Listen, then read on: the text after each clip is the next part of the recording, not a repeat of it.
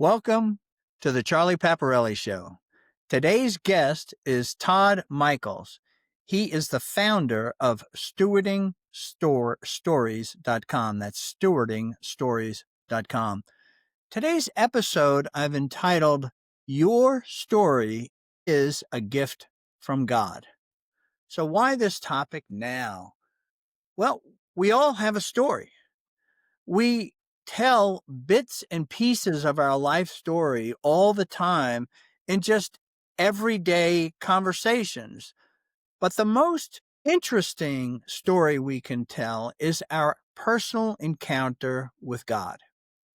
It is so unusual in this day and age to hear someone tell this story, but when they do, it captures us. And it captures us because these stories, these encounters with God's stories, connect with us, the listeners, at a heart level like no other story. It's like these stories grip our soul. So today's conversation is focused on the importance of your story. And your story can, believe it or not, impact the world. Todd Miechiels has devoted the last 15 years of his life to helping Christians tell their stories. He's convinced it is his calling from God, and he has never wavered. He gets people's stories on videos for themselves first, for their families, and as for their witness to the whole world. Todd is a master videographer. He's a storytelling coach and a prayer partner. And he is here to ask, what's your story? So let's get started. Welcome, Todd. Thank you, Charlie. This is a pleasure and an honor. Yeah, it's going to be fun. I've been looking forward to this. This whole idea of how we need to value our stories. But tell us first about your ministry so that we can zero base this. This ministry of stewardingstories.com. Just give us a brief overview of that. Yeah, thanks for those that know me and have kind of know the story. It's pretty simple.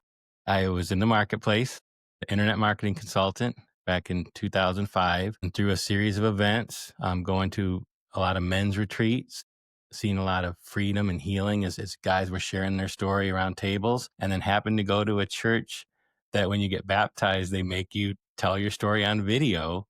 This perfect storm emerged where I felt like I ended up sharing the story myself, going through a lot of spiritual warfare in the process, and really grew quite accelerated in my intimacy with the Lord through the help of some godly men that walked me through the process. And when I got through the process, I just could not help but to wonder, why in the world are we only doing this for a handful of people? So you did this, and so you see these people being baptized, and part of that they tell their story. And I know those are very, very brief stories generally, right? Like less than 30 seconds in a lot of cases, Yeah, right? They're really brief. yeah. Uh, because it's a part of the service. But you looked at that and when did you, because that excited you, did you tell your story? Yeah, exactly. So I'd been going to the men's retreats, seeing people open up in vulnerability without cameras being present.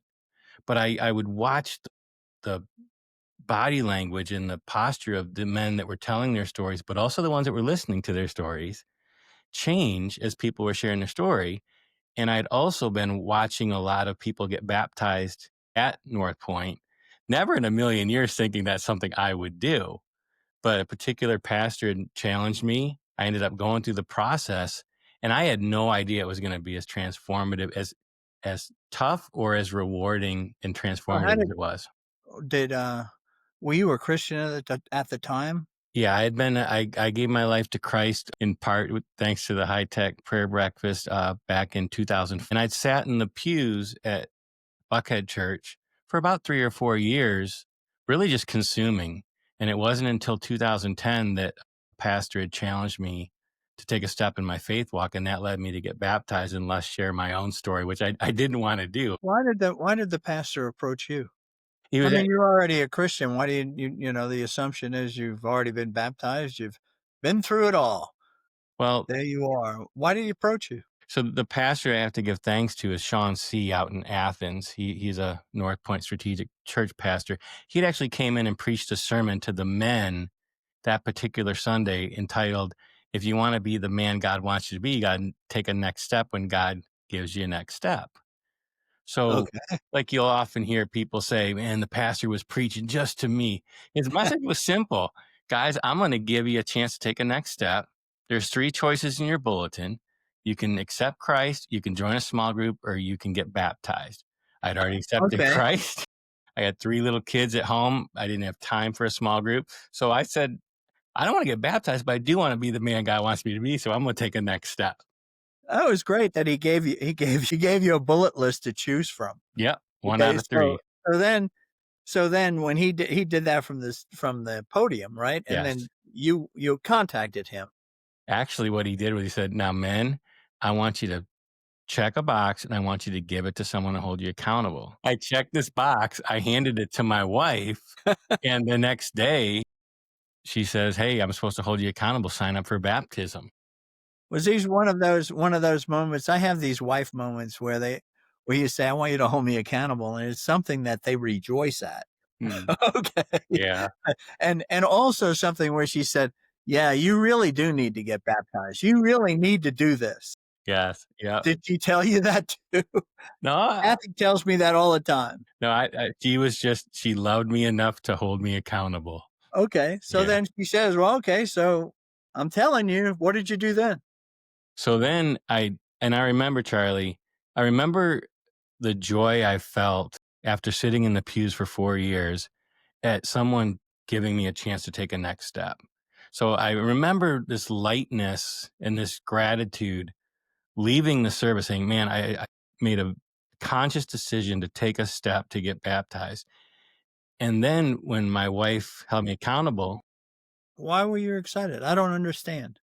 It seems like what I would feel, and we're different men, okay? I might feel like I checked the box. Oh, I checked the box, okay? well, that's coming. Gonna have to do this now. You saying you're feeling a lightness and you're excited. Why? Oh, that's coming. I felt the lightness because one of the things that Andy and North Point do so well is they always make a rung on the ladder so low that almost anyone can take it. So I checked that box, and the lightness and joy I felt was just I took an actionable step towards God. The next day, she holds me accountable. Hey, you're supposed to register for baptism. And I did that. And Charlie, now I felt doubly joyful. I took two steps, right? I And checked the box and I registered. Okay, those are the 2 steps. Go ahead. a few days later, I get a simple email from the baptism team. Hey, Todd, we're looking forward to baptizing you on October 30th, which was about 6 weeks away. We need your written story here in 2 weeks in order for you to get baptized. Now, that's when I got spiritual vertigo. Ay, ay, ay. What did I sign up for? Man, I checked the box. I committed. Now I got the call. I got the email and they set a date. Yes. Okay. And now they want my story written down. What do you do then? A lot of freaking out. I mean, that's flat footed, baby. I don't know what I would do for that one. I grew up in a faith tradition that we did not talk about testimonies. We did not share our faith. And here I am saying, my gosh, what the hell have I got myself into? I don't have a story. I don't think I have a story worth telling. I won't possibly be able to live up to anything I say. I'm going to be a fraud and on these. And I freaked out, man. I called some of the men that you and I both know dearly. And I said, I'm struggling with this. I want to take next steps, but I think this is going to be for another time. And Perfect. the Per- men, a couple men said the same thing. They weren't in the same room. So I know as a guy, they're like, hey, if you make this all about you, you're not going to get through this. But if you can kind of surrender to this opportunity and trust God with it, he'll lead you through it. So it took about a week of procrastination. when you heard that, what did that mean to you? When those men said that, Yeah. for me, it was graciously a confirmation because I think I'd read like the Purpose Driven Life like maybe a year or two ago or before, and it's like it's not about you, right? So now you're hearing it again with regard to this next step. Yeah, Okay. in a different way. So I procrastinated. I went through a lot of spiritual warfare. I told my wife, I was like, hey, as much as I want to do this, I think I'm going to do this another time. And just there's some guys that loved me enough What did to she say? hmm? You telling your wife, you said, "Look, as much as I wanna do this, probably should do it another time. It's just I'm so locked up. I just can't seem to kinda get there." What did she say to that? She was, if I'm being honest, she was okay with it. She was okay, good. Yeah, She's supporting you in that. So yeah, she if you wanna step back, I'm okay. yeah. Alright. So then as she was okay, how did that make you feel? Because she opened the door, you had a back door. As gracious as her willingness to let me out of it was, I knew that wasn't God's will, Okay. and I had to make a decision. It's like, I've been at this Christian thing 4 years. I got a lot of godly men that are modeling this for me. Do I wanna step forward in fear and discomfort and grow and work out my salvation in fear and trembling, or do I wanna cuddle back into the safety and the harbor of my sheltered life? And I didn't wanna go backwards. So So I no unchecking the box, huh? no one checking the box. Okay. But I did the next best thing. I procrastinated till the very, very, very last few days How before. procrastination works. I mean, procrastination is a great thing because you might put off, but I bet you were thinking about it every minute of every day. I was, and at this point, it And was what kind of thoughts did you go through when you went through that? You talked about spiritual warfare, which is the talking yourself out of it and all that, but you had gotten past that and you're committed now. yeah, and So what were the fits and starts of this whole I can't get the first word down? Okay. it really was like Paul talks about. It was really like between flesh and spirit. Right. So the flesh would desire, hey, maybe some way, somehow I'll get out of this. Maybe they'll call me and said they were full, or but the spirit and the godly men that God had put in my life, I knew that this was a sacred invitation to step out of I'm my own past all comfort that, zone. and I'm past that. I see that you've gotten to that. Your own will was, "Oh, come on, man, I don't wanna do this," right? But there was something that was almost that was supernatural that was pulling you along, like, this is your time, okay? And that's a tough one to walk away from, and without sort of feeling like you chickened out, if you will, this shame and guilt piece, if we will. But what I'm asking you is, as you doing this procrastination, I said you're thinking about your story. Hmm. You couldn't get it down to writing, but what thoughts were you going through with regard to the story, your Okay. story? You see, Yeah. what were some of what thoughts did you have on how to tell it? Yeah. How to write this thing down? What was that? Well, that's a great question. And you articulated that the will, not my will, but your will so beautifully. I love that you said that. Kudos to the baptism team. They give you very, very clear, structured guidelines. Like basically, sit with these 4 questions, answer them the best you can briefly, because you only have 350 words or 90 seconds. Right. That was the good part. Right. I'd been in theater my whole life because you also have to memorize your story, at least back then. I wasn't intimidated by coming up with the words or memorizing it. I think I was procrastinating because it was partly my nature of wiring, like as a musician or an artist, like I'm gonna wait till the very last minute for that pressure, right? The pressure to get it done out of raw inspiration. But you know that there's a truth to that. That creativity requires constraints. Yeah, very much so.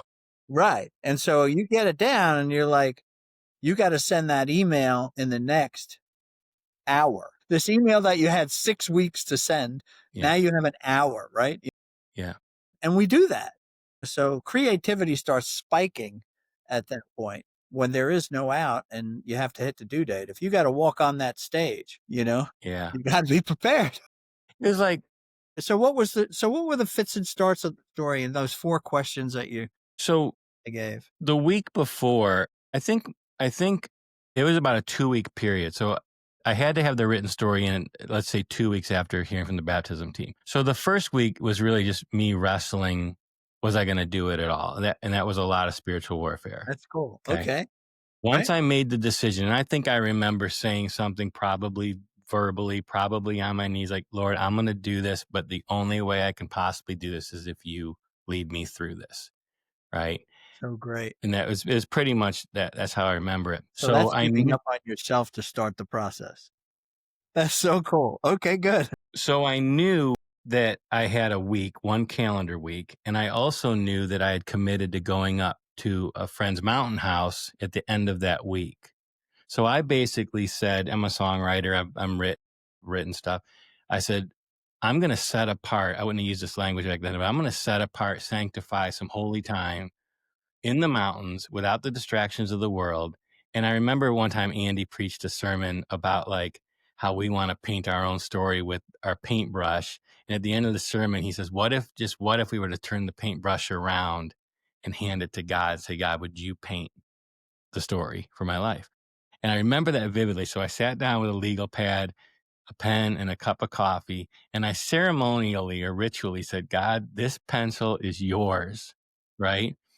I am your servant. I am your scribe. I am listening. Please write your story.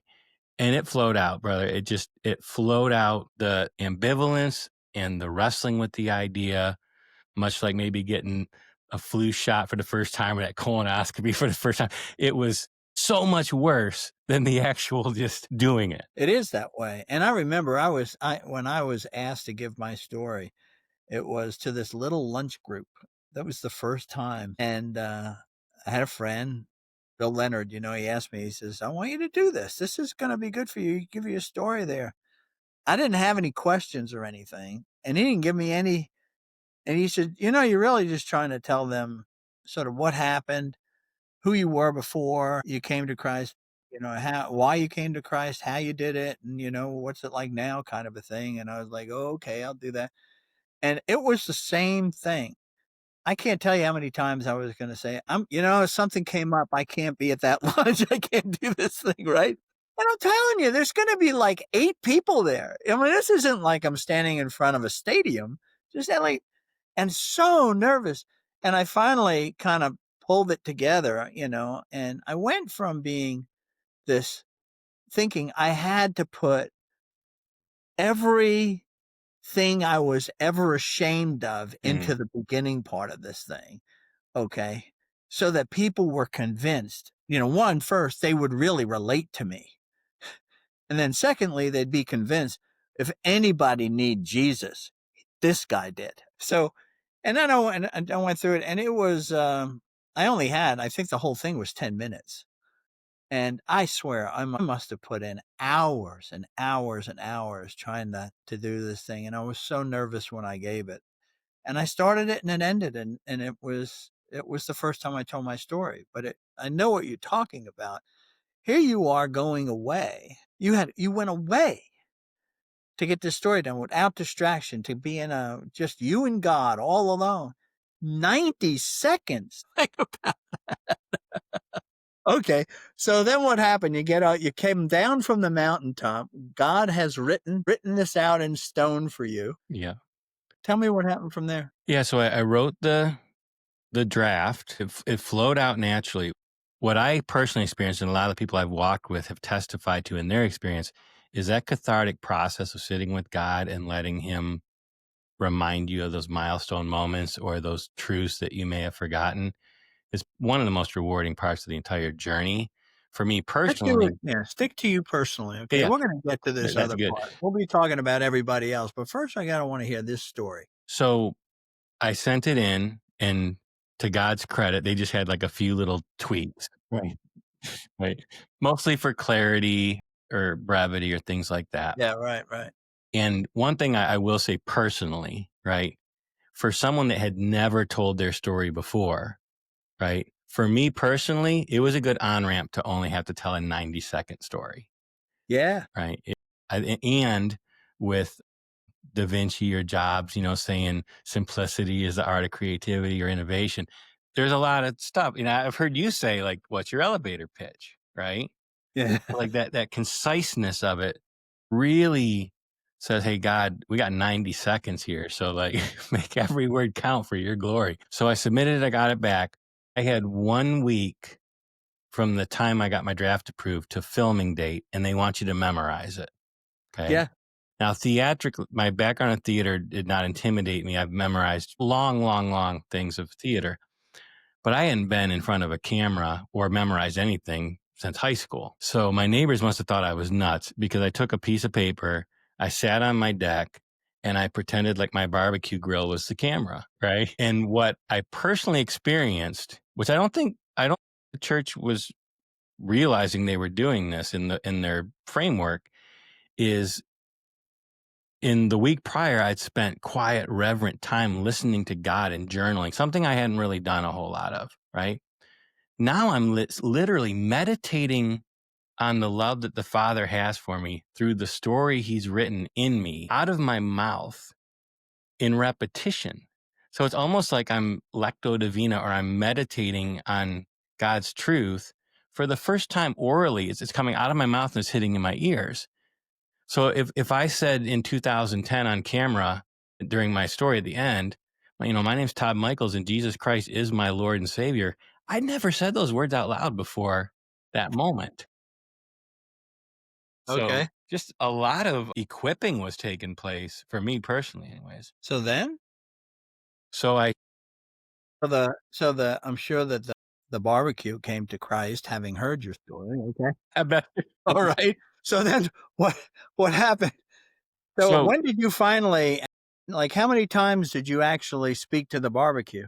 so if it's 90 seconds, it's 350 words. Let's say it's 15 paragraphs. What I did, because they didn't really offer me any specific coaching, and I had to kind of navigate my own ADHD and some things. So I basically maybe used some strategy, and I said, I'm going to work on the paragraphs that I struggle the most with, and Okay. I'm going to mark it on the paper. Cool is I didn't even think about or pressure myself to memorize it from beginning to end in order.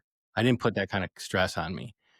I thought, yeah, I'll work on what's most difficult for me. And this for someone like me, Charlie, that really struggles with constraints and discipline, this was so valuable to me, right? Because again, what most people don't think about is that value of having that date on the calendar. You are going to go in and film this story for better or worse. And you've already told your friends and family, some of which are not believers, to please come to your baptism. So, like, the pressure's on to be prepared, right? And that's the only thing that really drove me was like, God, I don't want to dishonor you. I want to honor you. Yeah, well, what's interesting, I get that, but what's interesting is the way that you approached it, that you found yourself struggling with certain paragraphs so that you didn't try to memorize it from beginning to end, you just really just did a paragraph here or there. How did you proceed from that? Well, from then, remember, I've been in theater my whole life. I've been a musician my whole life. So, No, you keep repeating that, yeah. okay, I know. Alright. So, what that makes me see when I hear that from you, I go like, "Well, this is really easy for him. Why isn't this easy for him? This is what he does." No, what it was easy for me. I'm saying this particular part about so to answer your question, in about 15 minutes a morning, each morning for 4 or 5 days, I had rapidly gotten this thing memorized, like, very quickly. And I knew that wasn't gonna be a problem, right? I just had to put in the work. So at the end of the week, now if you think about it, I went from 4 weeks prior to totally freaking out and having spiritual vertigo to I've taken 2 steps. I've now written the story. I've now memorized the story. And there was never a bit of cockiness, like, oh, look what I've done. It was like, God, you are amazing. You keep taking me from level to level here, and you're Right. showing me that I can do all things through you, right? Well, at least the next thing. At least the next thing. Yeah. Let's not get ahead of the game here. Yeah. So, So then you get so you now you've practiced this thing for well over 2, 3 hours. yes. Yeah. Yeah, and it's 90 seconds, right? I mean, you know you're prepared. So the dates now, so when did you get to a point where you rested? You said, "I got this now." Yes. Or Yeah. did you never really rest? Was it really did it just keep coming back? No, it was a very for that procrastination, that rhythm worked very well for me because now it ended up in so that at that week of completion of memorizing and meditating on it, I was comfortable with the content. So I wasn't nervous about, am I going to remember what to say, which was an enormous reward for me. Yeah. And I knew I wouldn't be intimidated or afraid of being in front of a camera or public speaking, because that's just something I've done my whole life. Those are 2 different things, by the way. Very much so. And I've had the And pleasure I of doing didn't and both. when I did it, I'll tell you, I'm okay in front of everybody, okay? But because you could read people's facial, their reactions to things, like, what do you say? You could do something. But when you're just looking at a lens, I want to tell you, that was so intimidating to me.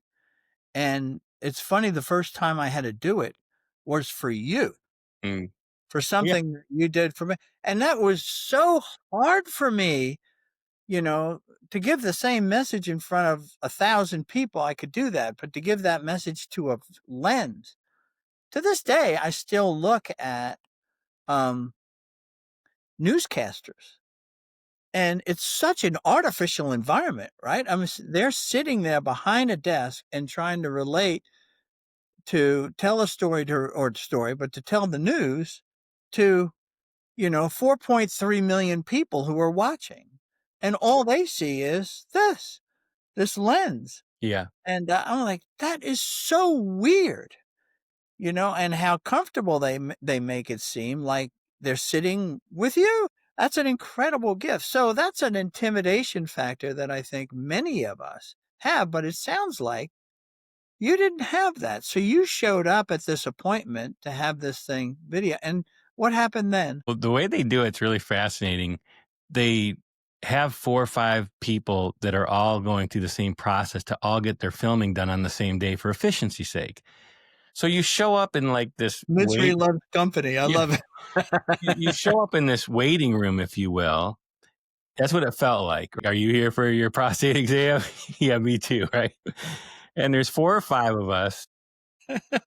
As soon as we were in the room, there was a sense of kindred. Like, we all know we've been on some sort of hellish Yeah, journey. right. And I'll tell you, the next thing they did was probably the most intimidating part for me. They Okay. said, we're gonna give you guys a chance to practice telling your stories to each other here around the table before you guys go in there. One, it'll help kind of relieve your nerves. It'll also give you some swings at the plate, if you will. So I don't know if they asked me to go first or not, but Yeah, I would have hated that. dude, my butt cheeks. I would have, because I would have said, no, let's just do it. Okay. Okay, good. All right. So here you are. Now they've dropped another step for you, right? But I don't even know if they know how brilliant it was. But what happens was they say to me, Todd, you go ahead and choose the person at the table that you're going to tell your story to. So I'm looking around for like the kindest, non-judgmental face I could find. It's like, you look pretty safe. And then what was crazy was it wasn't the barbecue grill. It was just a person on the other side of me, Yeah. which I'll tell you, Charlie, going through that physical experience of talking to someone eye to eye was not a Big big difference. leap when I got in front of the camera lens to be like, now just do what you did with that person. That's really good. Look at I the never glass. thought about that. That is brilliant. You're exactly right. Yeah. Yeah. That's good. Okay. So you did that and you heard somebody else's story. Which was edifying too, right? Like, oh, wow. I don't know. Maybe somebody didn't choose you. I don't know. I just assume I think they did. they did. I'm pretty safe to looking at least. But that was a blessing, man.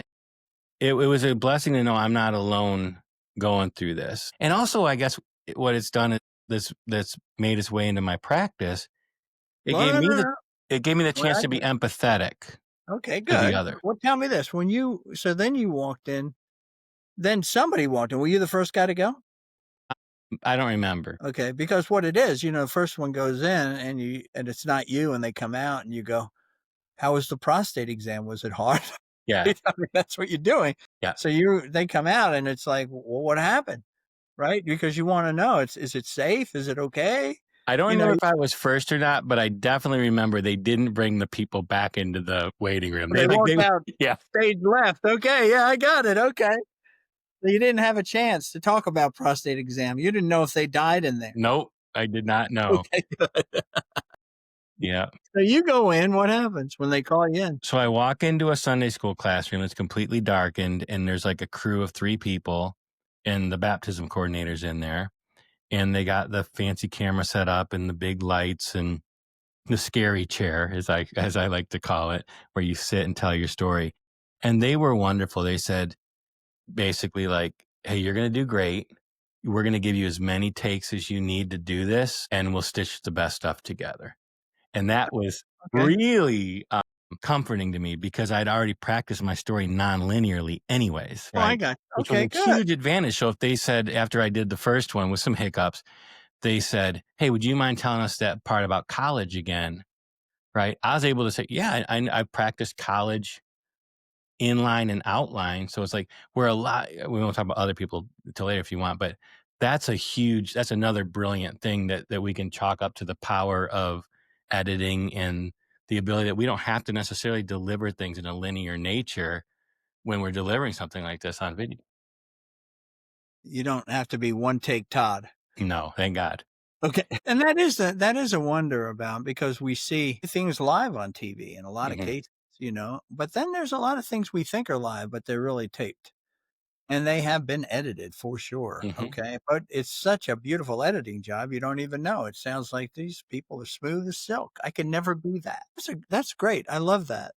Yeah. And you knew that ahead of time though, because you're a videographer. I didn't. I didn't know any of that. I hadn't touched a video camera in 25 years. You didn't. You No. didn't know that, but you understood what it meant and Yeah. how it might work. Yeah. Yeah. So So we then did. you got when we and did they how did you know it was done? So we did. It's 90 seconds. Okay. And I never got the They sense. let you out I'm saying, when did they ever let you out of the scary chair? Yeah. So it was I'd say they made it clear that we would have at least 15, 20 minutes to deliver 90 seconds of content. So there was absolutely no pressure like that I felt rushed. There was no pressure like if I was really struggling in my delivery the first take or two that they couldn't kind of course correct me or coach me. But if I remember correctly, the first take was pretty good. I did a second take where they asked me to slow down a little bit. And then the third take, I think they would call it kindly like a safety take where it's just really in case they didn't film something, but deep down they're probably hoping I might say something a little clearer, more comfortable Yeah, or confident the third time.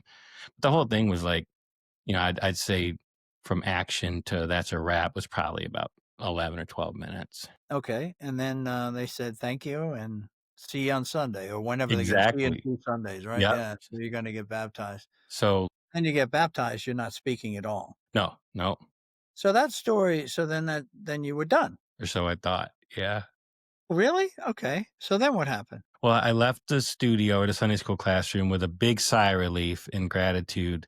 Like, God, thanks for getting me through that. And it literally felt like I'm not a woman that's given birth, but it felt a little bit like I'd given birth to something because there were birthing pains to that thing. And then my I next, can relate to that. yeah, Okay.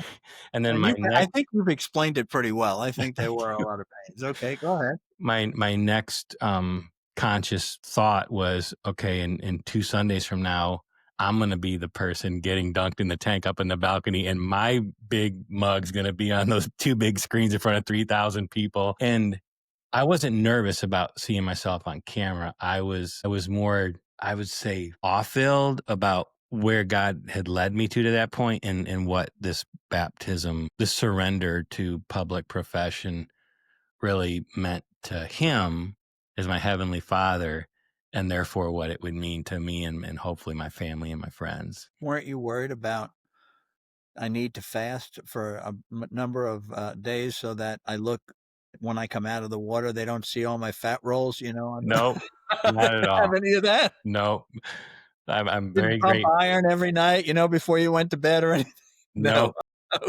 Okay. I've long been comfortable with with who God made me to be, for better or worse. Well, that's really good. Okay, so then so you get through that event, right? So you did the baptism, you watched yourself on screen before the band with the whole bit.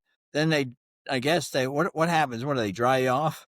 So it's really cool. So as the service starts, you're up in the balcony in the back, and the worship team's playing, and you just get this sense like you're getting closer and closer to the roller coaster, right? And the third song ends, and the pastor comes up. It's like, hey, today we're going to celebrate the baptism of so and so. 'cause I think I was the second person, and they're ushering you into this tank in the balcony, and for me, it was like it was so out of body surreal. It's like, "Oh my gosh, what the heck am I doing?" And I remembered not even caring that they were gonna play the video. I didn't see it beforehand, they don't share I don't even remember. It's like, gosh, if I believe what I say I believe, something supernatural here is happening, right? So they played my video. I could see it on my periphery. It was so surreal, like I can't even describe. It didn't even just register like, hey, they're playing your story. Because I was clutching to the arm of the guy that was dunking me, and I just knew that when the video was over, he was going to say something that I probably wasn't going to remember, and he was going to dunk me in the tank. Okay, so that's all exactly how it happened. They dunked me in the tank. I came out, crowds clapping and cheering, and I was ushered back to my seat. And it was really cool because there was some friends of mine that weren't believers that had came and seen my story, and I could just tell that they were moved by my act of obedience.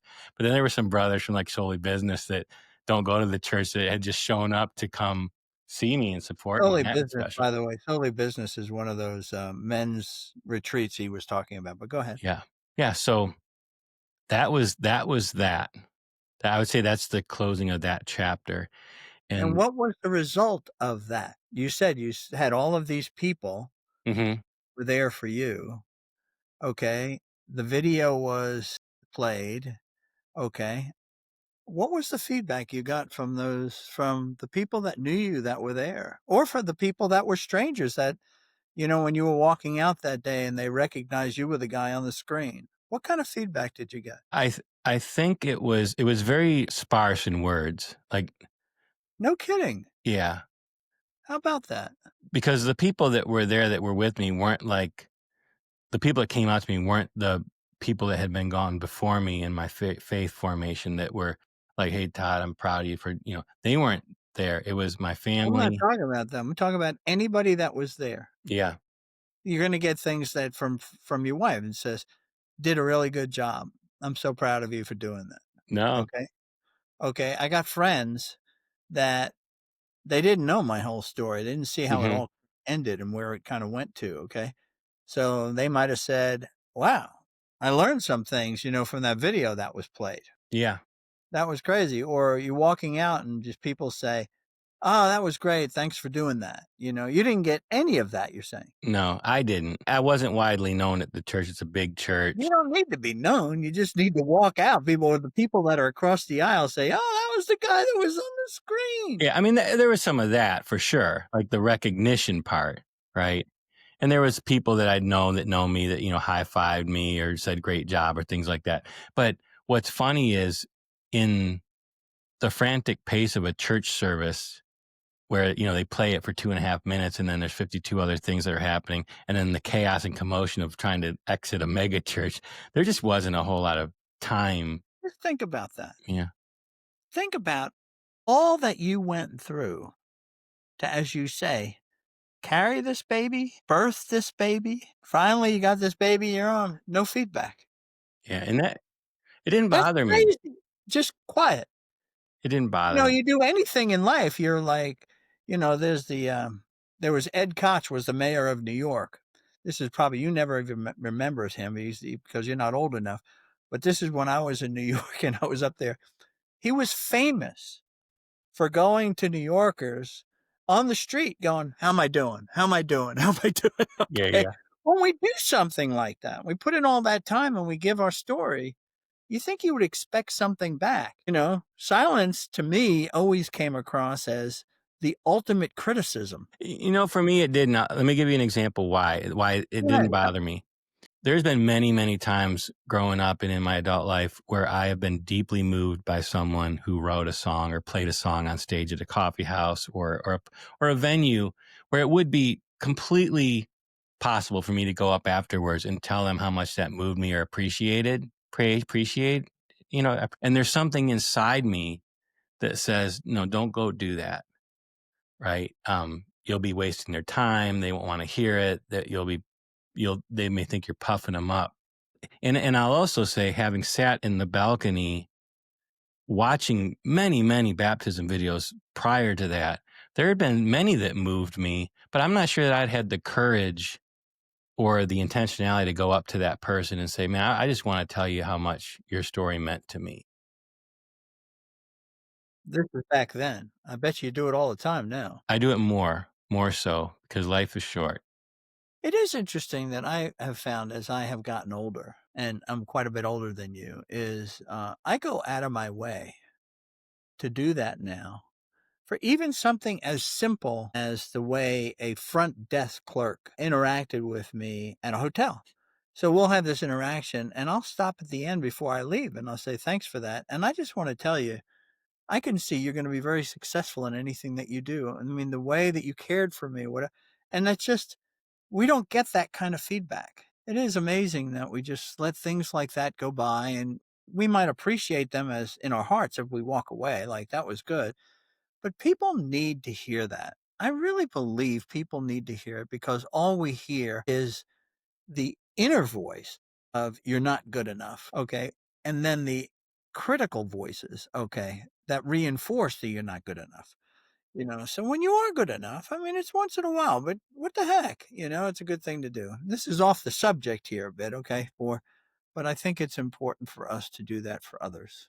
Well, that's what you said is really profound because not only do people need to be encouraged and recognized, but like I personally experienced the last as I get older, that cashier that's, clearly not necessarily having a great day.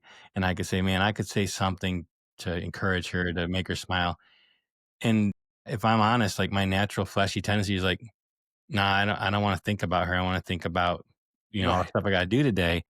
So I think it's very life-giving and encouraging for those that take the time to give that encouragement or that recognition to others, especially when it feels uncomfortable to do so. Yeah. I love that. Okay. So so then you get out of the church and now you have a chance at some point time after that to decompress. To think about what just happened, right? So tell me about what that period was for you. So after getting baptized, I basically went to work the next day, Monday, right, if you Yeah. will. What about that day The day of the baptism, when you went home? It's over. yeah, a lot of relief, a lot of it's over. Like, I'm glad that's behind me. Gratitude that you got me through it, and man, oh man, am I glad that's behind me. And that's as far as you went as thinking about it. Yeah, really. Yeah, because life Okay, that's fair. busy. All Yeah. right. So then where'd you go from there? So what Because happened? Go ahead. most people would end there, Yeah. okay? You are super weird, okay? You didn't end there, all right? You like, it's over. I can just go back to church next Sunday and just sit in the same seat and go back to listening to sermons and going home with my wife. And maybe if we're lucky, we'll go to brunch before we go home, right? So what what happened after that? What did happen for sure was because of the gratitude of what God had brought me through and the recognition that I had grown by trusting him to step out of my own comfort zone. I did immediately have some excitement in my faith walk with Lord. It's like, hey, Lord, what would you have me do next? Right. Really? Yeah. Oh, yeah, definitely. Not anything to do with sharing your story or sharing your story with more people, but just like, Lord, what else have you been inviting or asking or even commanding me to do in my faith walk that I've been completely unwilling to consider because I've been afraid? Right.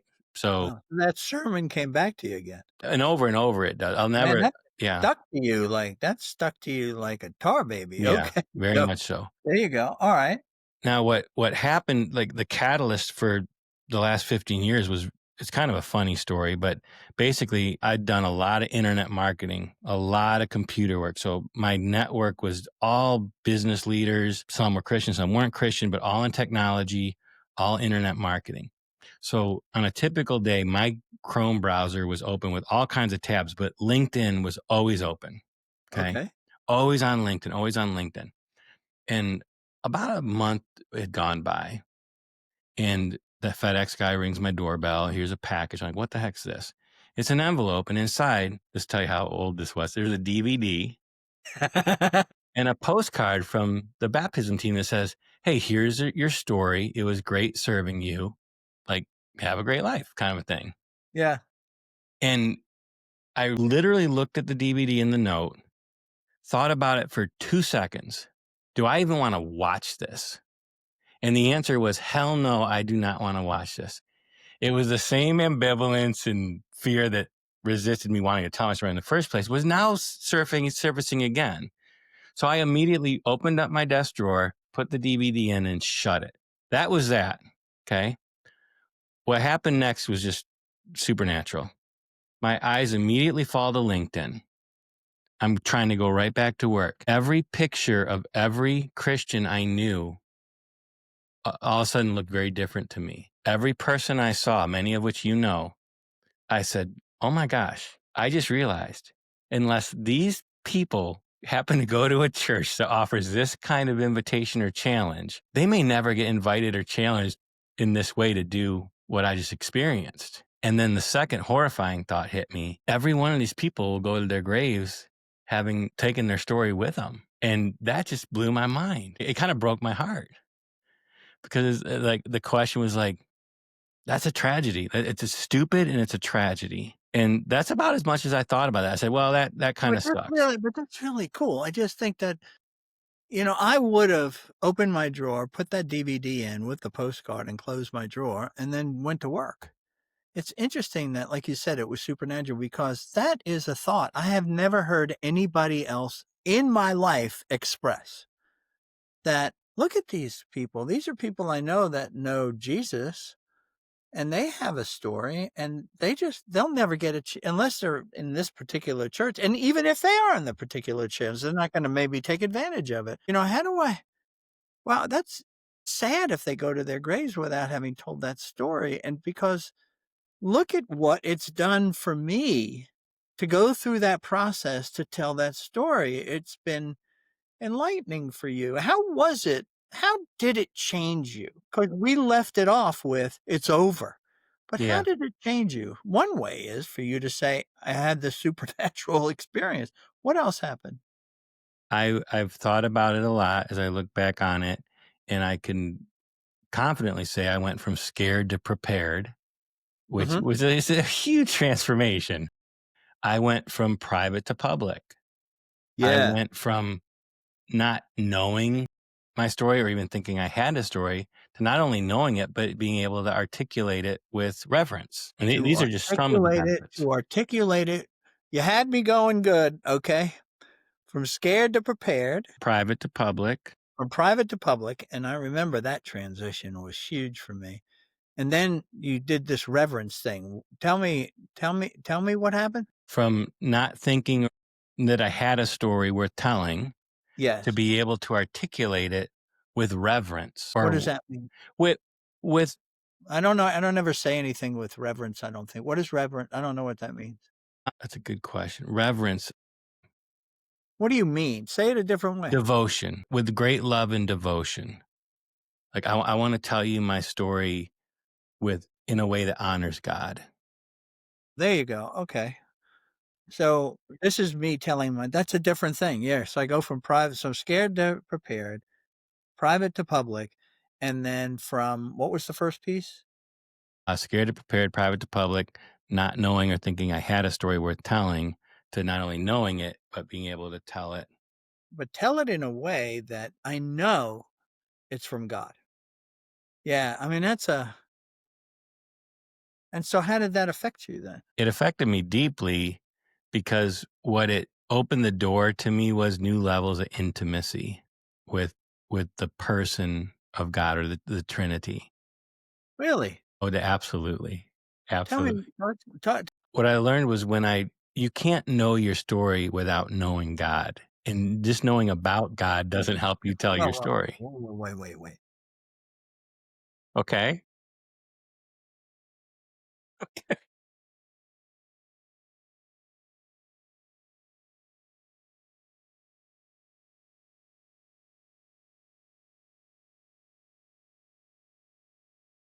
Yeah, you can't tell your story without knowing God. Okay. Unpack that for me because that doesn't make sense to me right off. Okay. I don't connect those. Tell me So more. before going through this process and before going through some wonderful discipleship and mentoring with some godly men that unquestionably had a secondary effect on my ability to get through this entire process. I grew up knowing a lot about God my whole life, but I didn't know him. So if I know a lot about God, I really can't tell you a personal story of how God has transformed my life. Okay. So when I say knowing Without God, telling a story that tells my story, and then have pieces of it that talks about God, but God isn't integrated into my story. There are 2 stories. There's me and there's God, and there's 2 stories. So that's another way to look at this. Is that fair? yeah, it's certainly a component of it. Yeah, I think the parallel might be the common thing we hear about, like, I knew about God in my head, but I didn't know him in my heart, right? So it's very hard to tell your Yeah, but story. that's kinda like but that's sort of softy Christian talk kind of I to me. don't I hear what you're saying, but I'm thinking as I listen to this, I don't know, I have is there another way to express that? taking the Christianese out of it, I can cerebrally know about something, Yeah. right? God God sent Jesus, Jesus died on the cross, Jesus rose from the dead. I've heard this all. I know this knowledge in my head. What I may not have processed or ever thought about, especially if I think it's the move of the Holy Spirit. I haven't experienced what that actually means. So another way maybe to say this, I just thought about this, is maybe people can relate to this. Maybe this is, I hear what you're saying, and that helped, is to say, I'm going to, as part of my story is my father and mother. That's part of my story. Now, you don't know about your father and mother. You know your father and mother. Okay. So when you tell your story and you speak and you bring up your father and mother, they're a very integral part of the story. There's no separation between you and your mother and father. These things happened to me. My dad came into my room and he said this to me, and my mom, when I asked her a question, she got so mad she walked out the back door, and that's all I remember, that she did that to me, and it hurt my feelings so deeply, even to this day. That's an integral part of it all. Yes. That is that a way to think about it, Yeah, maybe? that's great. I would liken knowing to experiencing. So you Yeah. experience those events. So it gives you the not only the credibility, but the believability to testify to the truth. Well, thanks for being patient with No me, problem. because I've heard that stuff about in my heart and all that. But what it is when I'm telling my story on how I started this off saying your story about how you encountered God, if you will, is it is that when in just that description is you do encounter God, and that's why the stories are so gripping. When you talk about this personal encounter that you had with God, you know, I wanna know more about that, because I think I've had those, but I didn't know quite what that was, and I couldn't put words to it, right? And because you went through this process, you came to realize you not only knew about God, but yeah, you have, through the process, realized God, I know him personally, he's always been with me.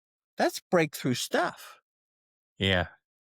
And Andy says quite often after various baptism videos, he'll say to the newcomers, like, hey, if you're sitting there saying a lot of these stories sound the same, well, that's because they have a common thread, a narrative. Like there's a God that's crazy about us, and he loves us, and he's patient with us, and he's going to redeem us, and restore us. And what's the first thing when you hear that and you're sitting in the audience and you're new there, and is you might say, "Well, that might be true, but God isn't crazy about me," right? I mean, that Satan comes right in and Yeah, starts in on you, right? yeah, He's not talking to you. yeah.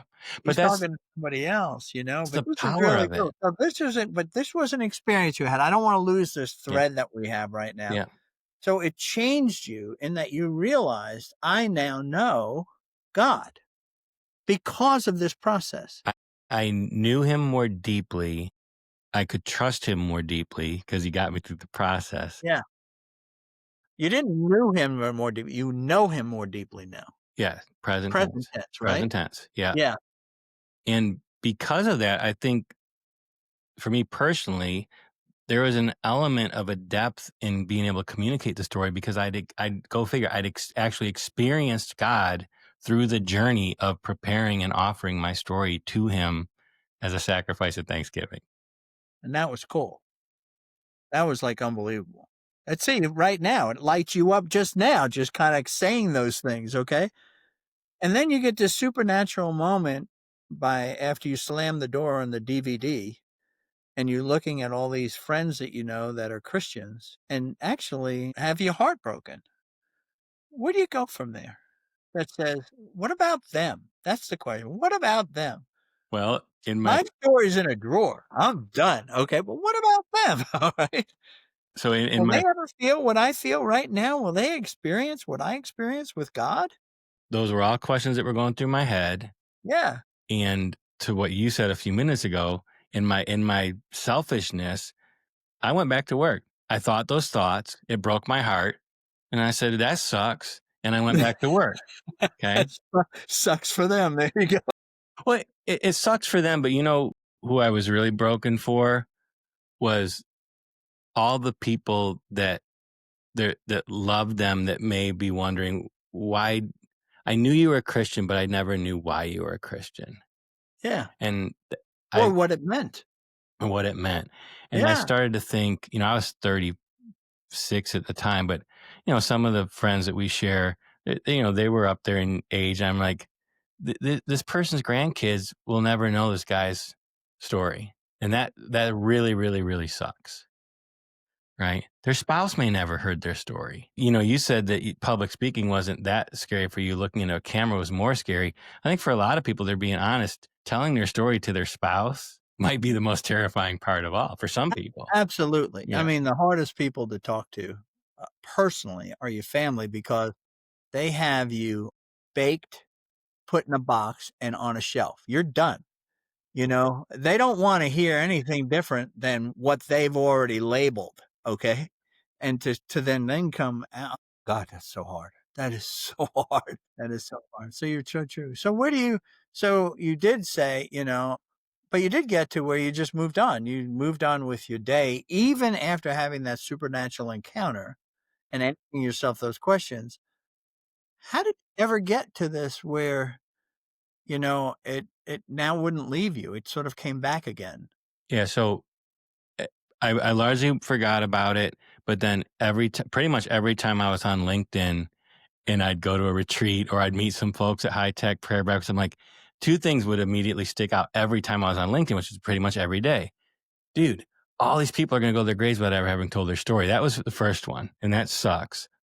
But the second one I started to notice too is I started looking at people's profiles, their description, their headlines, their accomplishments, their executive summary. And I was aghast at how many spiritually mature business leaders that when I looked at their LinkedIn profile and I said, if I showed this to a room full of 100 people, is there any evidence whatsoever that this person is a follower of Christ Yeah. in the slightest of ways? Yeah. And I'm not going to name names or anything like that, but I can assure you, I went to every LinkedIn profile of every brother in Christ that I know as a leader in marketplace ministry. No, that means you meant to one to mine. Okay. And it was funny, brother. Like I would look with my own eyes, right? Like I'm scanning. Oh, there's golf, there's the Kappa Gappa, whatever. There's the technology award, there's the hobbies, and nowhere. I was looking for, Christ, God, faith, Anything. anything. And then what I did, this was way before AI. I started copying and pasting, say 30 profiles from 30 people I knew for a fact were very vocal and about speaking about their faith in Christian workplace environments. Right. And I put every single word into these word clouds. And I said, show me what this looks like in a word cloud. And if there was the word faith or God or Christ, it was so small. And every single, I could literally share you this graphic for your listeners because I still have it from No, about. no, that's a great word. That's a great visual. All right. So then where you go from there? I wrestled with it And then What this did is that tell you? What conclusion did you draw from that? just, new technology, but the realities of culture and dualism are still alive and well, Great. right? I'm going to Dualism, keep my meaning that faith I and live my faith life, okay, yeah, and then I live my world life, yeah, right?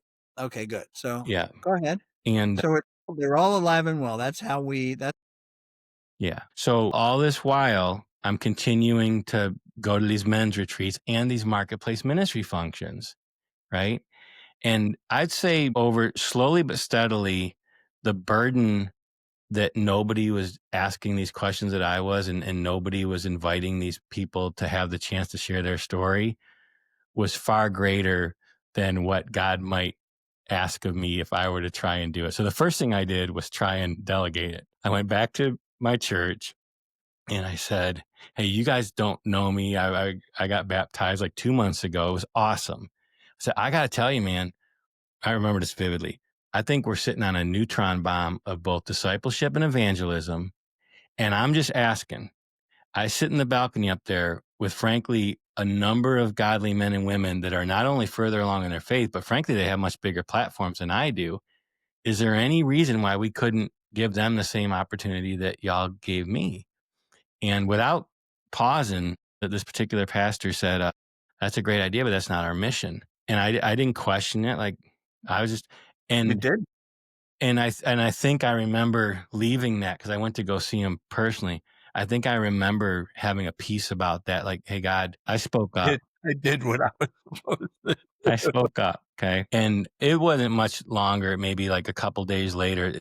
It just keeps, you know, I know you've done some missions work and stuff in your life. When God just, he keeps ratcheting up that, like, are you going to do this or not? And I got fed up. So I was at this crossroads where I could do nothing or I could do what I thought I could do, which was even then like a big leap of faith. It's like, okay, could I invite some of these godly men and women that I do life with to go through the same process that this church led me through? And will they even go through it if I invite them? And part of that meant having to figure out how to videotape and edit the stories. So I'm not like the sharpest knife in the drawer. So I was not trying to reinvent anything. I basically threw it up on the whiteboard and said, archaeology, what did they do? The first thing they did was they had a date on the calendar with limited slots. Maybe this is like marketing or GTM or something. No, this is great. So this is the beginnings of your methodology Yes, that you stole from North Point. Go ahead. All right. Love it. actually. The first thing I did was I called a freelancer that I know for a fact did the stories at the church. And I said, "Hey, I got this burden. God's not letting it go. I feel like I have to give these folks a chance to experience this and let them share their story. I don't do video. You're a videographer. I assume you're looking for business. This could be great for you. I'm going to invite like business leaders, decision makers. Just how cheap can you do this for me? Because I don't want to charge anybody a penny for this, right?" So he gave me like this unbelievably low rate of like $1,500 to do 10 stories. And I said, okay, done. Like I'll commit to that. And knowing full well that I didn't even know if anybody would say yes to telling their story. Okay. So what I did was with, with a lot of timidity, trepidation, I went humbly to these men that had led me and my faith walk through Soli and high tech ministries and things. And I said, hey man, those baptism stories at North Point? And everyone had said the same thing. Oh, yeah, man, those are powerful. I said, have you ever done anything like that before? And most said no. And I said, well, would you? And it was a genuine question. They didn't know that I had already prearranged to have some roller coaster tickets in my back pocket. Half of them said, no, I don't think I'd ever do that. And that blew me away, but I didn't really put much thought into it. If anything, I thought You like, didn't challenge him on it either. You just accepted it. no, because I was like, who am I to challenge these guys? These guys are 15 years older than I am. They've been doing faith their whole life. They're This is CEO. the Mount Rushmore of Christians in Atlanta. I love this. Great. Okay. So the half of them that said no, in retrospect, I mean, that's a huge part of the ministry now is ministering to the no's. The half that said, so to put it very practical in a GTM funnel, I had slots for about 8 people. I figured if I invited 30, God wants to do this. Hell, if half of them say yes, we got more than we can handle and we'll deal with it. Well, half of them said no. So I was left with 15. And I said, and I'm completely new to this, completely out of my element. So I said, okay, what did the baptism team do for me? What was the process? Well, I had to sign up on a website. So I said to the 15, hey, I'm glad you're willing to do this. I'm going to serve you the best I can. We're going to film these on February 11th, which was about 2 months in advance. I've already graciously gotten access to the conference room at Giant Impact with Jeremy. He's given me the room. I got the freelancer. I got the budget, and I just need you to go up on the website and sign up. Well, half of them didn't go sign up, right? So now you're down to how many? 7. 7. Yeah. 8 slots, 7 people signed up. Yeah. And which Okay, was go ahead. fine.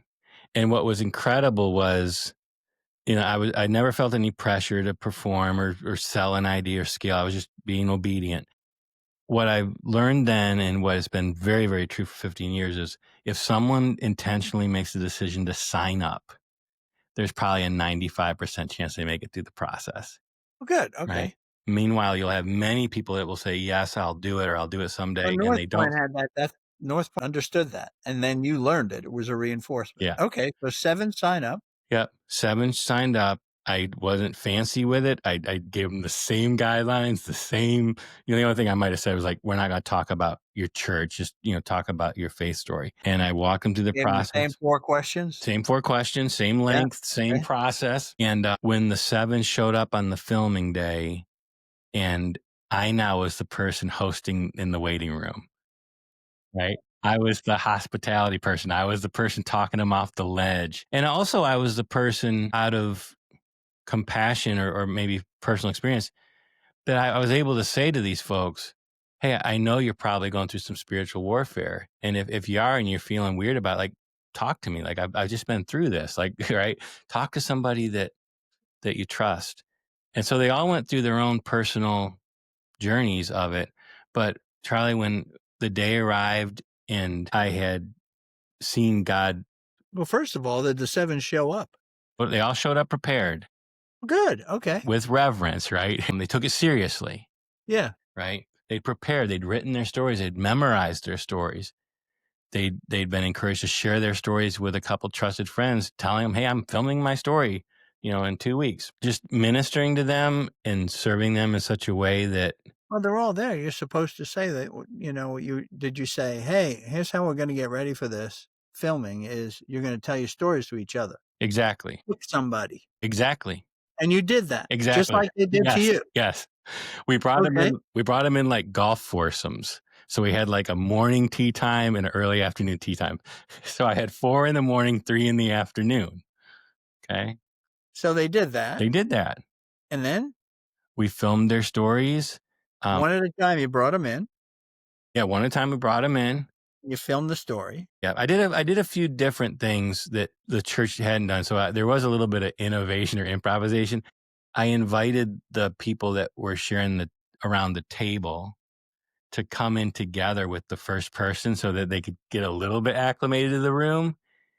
And then I invited and asked them if they'd be willing to pray for the person telling their story.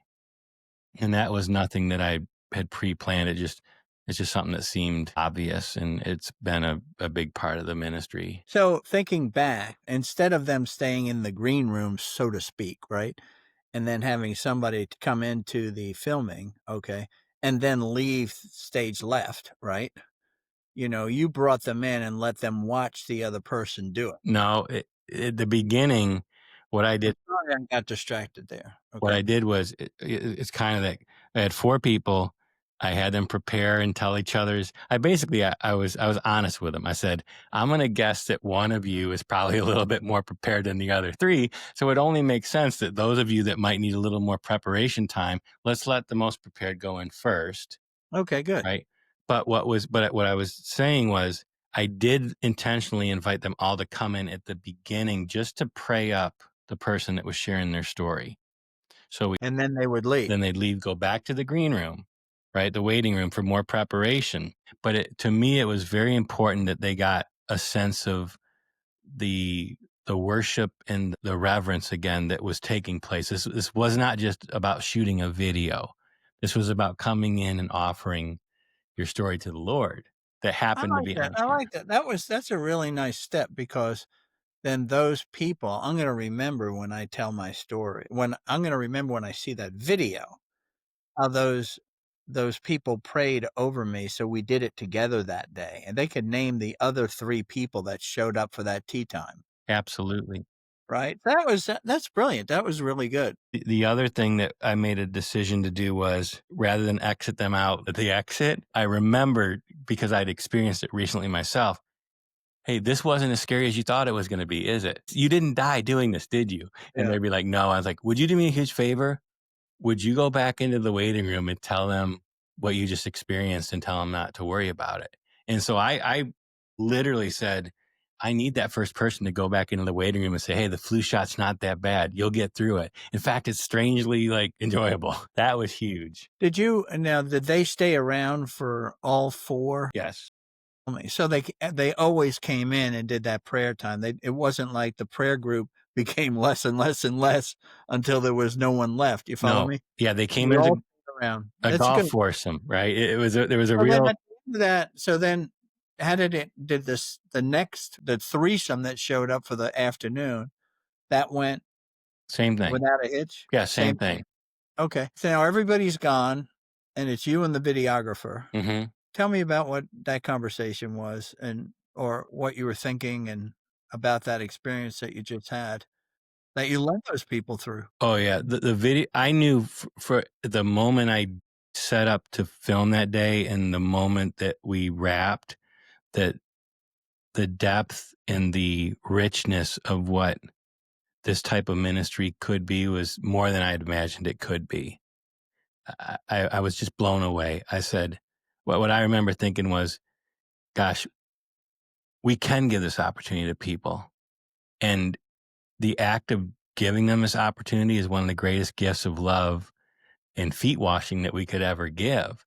So it's going back to your title, like, yes, the enormous gift of sharing your story, but man, I'm telling you, for me, it's even a more enormous gift to help someone tell their story. Yeah, what I entitled this really is you need to realize that your story is a gift from God. It's in you, okay? And treating it as his gift to you as opposed to this is my story. And no, people don't value it. It won't be, well, if God gave it to you as a gift. You could either offer it back to other people or you could hold on to it and it's yours and you just don't talk about it, right? I mean, it's different ways that you can approach it. So that's kind of that's a little bit of the way that I look at it. All Well, right. you just touched on something that's that reciprocal vertical relationship where it's like, it's a gift from God, Right. right? But then we can say, but in our response to that gift, we can offer that gift back to him for him. Yeah. Right? Psalm 107:2 says, have you been redeemed? Well, then say so. Give the shouts of thanksgiving to Right. God. But he's put us here, so that we would share with others. And when we share with others, that's how he certainly will be glorified. But Hmm. so then those people, when they left, they all must have, they must have all encouraged you and saying, this has been a really great Yes. experience. So you had that endorsement, which was really powerful. And then you said, wow, this could be so much. I mean, so what was the vision that early vision that you had? I had no vision. I had Okay, a good. All right. burden. I had a burden. Burden, not a vision. Good. I had a Okay. burden, and it was God, the pain and the burden that it's causing me that no one's doing anything about this is causing me so much angst. I have to do something about it. So much like I went to ask the pastor if we could do it, I said, God, I've done what you've asked me to do. I did this for 7 people because my honest thought was these 7 people who went to different churches would go back and tell their pastor or people in the church what they'd experienced. In fact, so much they would say, this was amazing. How can I help you? Can I write you a check? And I said, why would you write me a check? I'm Oh, not they did doing, say that to yeah, you? yeah. They'd say, "I wanna thank you for this. It was an incredible experience." I said, "Does your church do anything like this?" And they say, "Not that I know of." And they're like, "Can I write you a check for your ministry?" I'm like, "I'm not starting a ministry. I'm just being obedient to a burden that I had." I thought, because what I was thinking as a theorist and a strategist was, can a untrained, unqualified layperson, right, just by intentionality and deciding to do this for other people? Is it possible to do it? And it was, and it is, and everyone said it was a profound experience. So I said, you know what would really, you know how you could help me? Go back and tell your pastor what you experienced. And if you think this would be good for other people, let him know. Tell him there's a crazy business guy that's been, noodling with this. And he's telling you that he thinks your church could do this. And if you don't, if you need help, call me. Like, I'll share what I learned in this first, what I learned in retrospect. They all said, "Yeah, yeah, yeah, sure." Well, yeah, they all said that out of kindness. What I learned, because I became friends with them, pretty deep friends. I either knew some of them beforehand or I got to know them pretty intimately during the Right. process. Okay. What I learned is one or two of them did talk to their pastor. The other four or five, what I learned, and this was through hundreds and hundreds of these patterns, is that I don't think they thought that they were worthy to bring an idea to the pastor. Right? Really? They probably thought, like, my pastor gets inundated with enough good ideas from the staff and our members. Like, he's not going to want to hear anything that I would have to say about an idea. And then honestly, some of them probably just went back to their desks and You went back just to work. did you just is that a conclusion you came to on your own No, I without me? asked him about it. That's what they said. Yeah. Yeah. They said that, you didn't just conclude that. I made some assumptions or hypotheses, but then as I was continuing to do the ministry work, I would ask these folks, like, did you ever go tell your pastor about this? No, I haven't. Why not? And we'd have some pretty frank conversations about that. Why not kinda nets out to, who am I to bring something up to him Yeah. or her, right? Yeah. Okay, got Yeah. alright. What happened, I don't wanna lose those first 7 guys, because the way we got to the first 7 guys, ultimately, was these are people that were on your LinkedIn, and then you did the word bubble thing, okay? What happened with those video? What did they do with that video that you gave them? You give So, them the DVD, you give them the little thank you note, it gets delivered just like it was delivered to you, they get it. What happened? yeah. So I kind of encouraged them at the time, maybe spurring them to something I didn't even do. And that's like, hey, I'm going to give you this story. It's yours to use however you want. The other thing that I took a page from the church's playbook was when they told my story, I had to sign a waiver, right? So by them agreeing to film my story at no cost to me, right? I agree, like, hey, you have my permission to share this however you want, wherever you want. Oh Okay. boy. So of those 7 people, every one of them signed the waiver, right? Because for me, it wasn't just about helping them set aside the time to know and tell their story.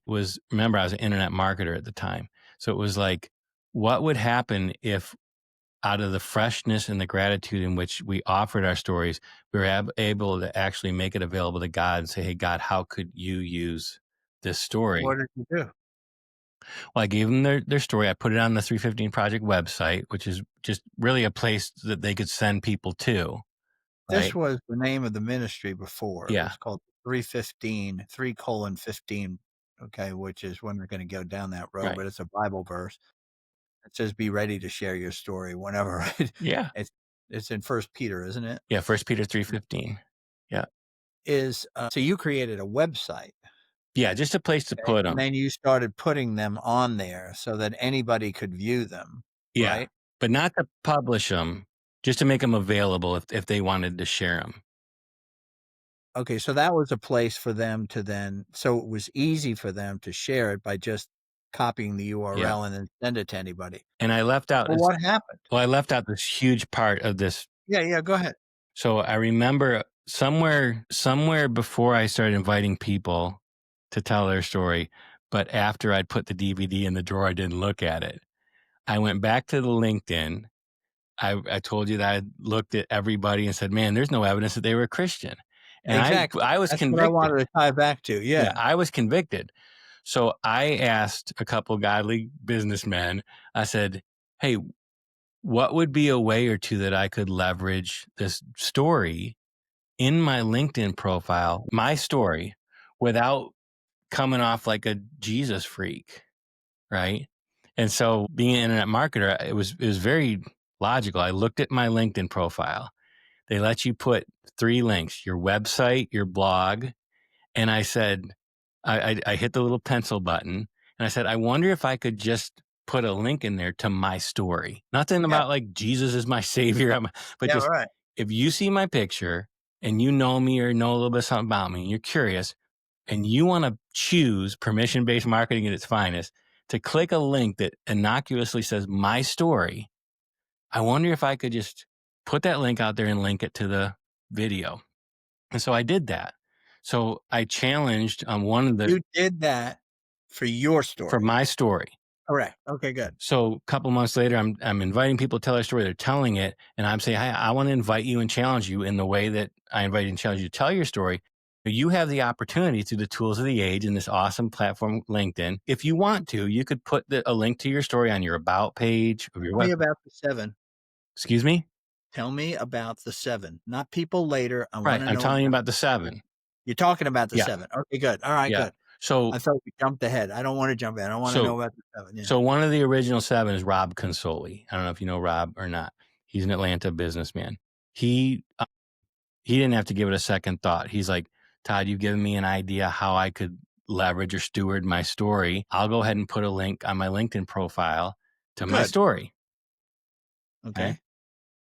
I got And 6 left. 6, Joe Calavito. I don't know if you know Joe or not. More Joe. Atlanta businessman. He at the time was reluctant to share it Ah, publicly. And he said, you know what? I'm going to put this in my time capsule. I may be misspeaking. He may have shared it publicly, but I remember vividly, he said, my kids are of an age where they either aren't going to understand it or they're not going to want to hear me talk about it. But one day I will bring this out and I will play it for them. that doesn't even sound like Joe. I mean, I know Joe and he's out there, okay? So that might not have been him. But but somebody did say that, okay? So they said in the time capsule list. And what about the other 5? They would share. What I'd usually do is invite them. It's like, hey, share this with a couple people that you know. When they came to the They journey, wouldn't put it on LinkedIn. some did, some didn't. Okay, great. Right? Okay. What was their objection, for those who didn't? See, those who did saw it as an opportunity to do what you said you did on the second piece. Yeah. I went from private to public, Yeah. right? Mhm. So some did, but some didn't. Those that didn't, what was so that you had the time capsule guy you talked about. Yeah. It was like, hey, carving out time to overcome my fear of the camera and sharing my story is one thing, but I'm not sure I'm ready to go public at the intersection of my faith and work so publicly on my LinkedIn profile. Good. Okay, good. That's it. Right. And that Yeah. still holds true today. No, yeah, I'm not trying. I'm Yeah. not trying to criticize anybody. I'm just saying that it's good to know why people choose to do one thing over the other. Yeah. Reggie and others, they immediately used it as a tool. Like they would, when they were meeting with someone for a coffee for the first time, they would say in their email, hey, we're going to be meeting. If you're curious about my story, here's a link to it. That's my buddy Reggie. Yeah. And then we had, a couple instances where they, a woman, Susan Conley was one of the first 7. She, she'd play it with her friends and some of her peers. And I think she put it on LinkedIn as well. This was So in the here's infancies of this kind of stuff. no, this is it. This is the first 7. Okay. So then you sit there and say, okay, God, I did that. I'm done. I'm done. I'm done. Yeah, I'm done. Yeah. Right. Okay. So, and that's where I would get. I was like, wow, that was cool. What a great experience. Wrote my $1,500 check. Videographer did it, published all this stuff, created a website, blah, blah, blah, blah, blah. I'm done. Yeah. What happened? I went back to work. Yeah, I tried to work. put it back on the You got shelf. a wife and kids. You got to make a living here. Yeah. Okay. So what happened? 2 things happened simultaneously. This continued burden of like this problem still exists. There's still all these people that aren't going to get their story filmed. You're getting this pop, pop, pop, pop, pop, pop, pop on your shoulder. Yeah, pretty much like that. And what was funny was just the nature of my work, because I'd been a Christian for 5 years. I'd been heavily involved in marketplace ministry and men's ministry. So there was rarely a week going by where I'm not just seeing these people on LinkedIn. I'm spending time with them, right? I'm seeing people die. Like, we're eulogizing these guys, and I'm like, dude, y'all are next, and like, no one's gonna capture your story, right? So, long story short, you've been very It's so gracious. funny because what you're saying is, like you said, I was on LinkedIn all the time. That's one of my tabs that's always open. What's so funny about it is now you're looking at LinkedIn through this God lens, if you will, that he gave you, right? Look, and it's like God saying, "Look, look, look, look." And you can't get away from it because that's how you do business anyway, you know? Yeah. So that's really cool. And What do you do with that? well, I was the lenses and the layers that God was giving me were becoming more cut more clearly, because now it wasn't just, oh, these guys are going to go to their grave never having told their story. Now it was like, man, I bet you there's a lot of people that are like me that even if they were invited, they don't think they have a story worth telling, right? They don't want to tell their story. They're scared. So this as you're looking at LinkedIn, you're thinking that. Yeah. Yeah. Right, right. And Not just scared, but you said it's not of value. not of value. Yep. Who am Not, I? you know. Yeah, I saw those other stories. They're really good story. My story's not. Now my story's Right. boring. It's just really right. Okay. Right. So that was continuing to knock on my shoulder. But the other thing was these reminiscing about the joy I felt serving the Lord and helping these people go through the process of telling their story. And that kept building up inside of me. And at the time, I still struggle with it, but I was so paralyzed with security of money. I'd sold my marketing practice. I was doing consulting. I had like more money in the bank than I knew that I'd ever had. And it was sitting in the stock market. And I remember thinking two things like, man, if nobody's going to do anything about this, and if I were going to dare try and do this again, like fire up the grill, I'm not doing it for 7. I'm going to do it for like 100. I'm going to do a slow barbecue and invite a lot of people because it's a lot of work. My God, yeah. So I called my friend and I said, hey, I'm not saying I could. I'm not saying it'll happen, but if I wanted to do 100 of these stories, right? How much would you charge me to do these? Now, remember, I was still thinking like this can be a great referral for him. He's going to meet all these business owners. And I said, Daniel, I got to be honest with you. I don't know if there's more people that want to tell their story. That it may take a year, it may take 20 years to do 100 more stories. But if you'll give me a budget that I can decide what to do with, give me your price. So he came, $10,000. Okay. For 100 stories. For 100 stories. Now this is insane. No videographer could possibly do this. This was genuinely a loss leader saying, if I do 10 stories of Christian business owners for $100, but I get to build a relationship with them and share the intimacy with them, maybe they'll hire me for a big project. Right. So I didn't feel like I was taking advantage of him and asking him to consider it, nor did I tell him what price to give me. Okay. No, I hear that. Okay. So So he he gives gave you the me, gives you 10 grand for 100. I opened up my Fidelity account. I looked at my mutual funds and they were zigzagging like an EKG. And I said, I don't understand this. I don't like the control that money has over me, but I do know the return on investment of helping someone tell their story. So I immediately at that moment, with probably the most confidence I've ever had in my life, I sold $10,000 of Google stock.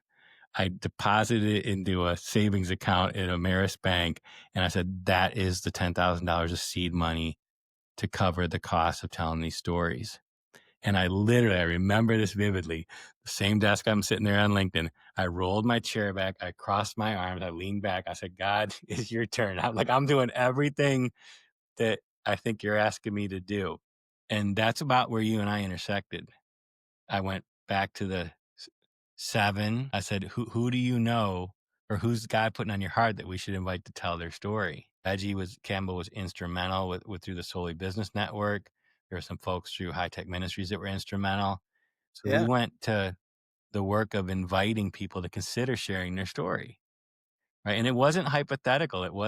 It's like, hey, someday it's like we've through the generosity of some folks and the intention. Or was this something that when they would come up when somebody who was helping you came up with a name, would then you do what you did before, which is to personally call them and talk to them? We would invite them. Yeah, yeah. We would reach out to them. And it Now usually you what say "we," they ain't no "we," it's just you.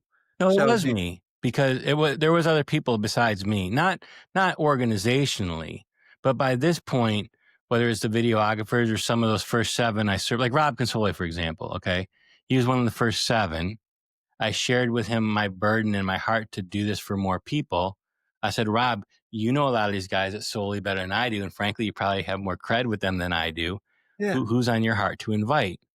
So we would invite, Reggie and I would invite a you group would of get on the people. phone or you would meet the person and E invite A phone or email or face to phone or face. email is the way you did it instead of okay, and you would end it with, "I'd like you to do this, I think that you'd really enjoy it and it will be good for you, okay, and, it'd be transformative. To do it, all you have to do is Sign up. sign up." Yep. Right? Yep. Okay, and there's a date on the sign-up sheet, right? That the Yes. video is on whatever, March 20th, Exactly. whatever it is, I get it. Yeah. Okay. So then how long did it take you to get to so you did that, and you weren't gonna do 100 in a No, day. no, no. You had multiple days, okay, that were spread out over a year? Yeah, my thought was kinda taking the cadence of, like, high-tech ambassadors or solely business retreats. Maybe, like, 3 or 4 times a year, we'll set up for 2 days, and we'll do 8 or 12 stories. Got it. Okay, good. And I also knew that, like, inviting someone to high-tech prayer breakfast, like inviting someone to Solar, inviting someone to church, it usually takes quite a few invitations before someone warms up to an idea. So what that enabled me to do, though, Charlie, was I knew I had the provision and the willingness to harvest these stories, so I could go about the work of planting the seed and starting to invite a lot of people, right?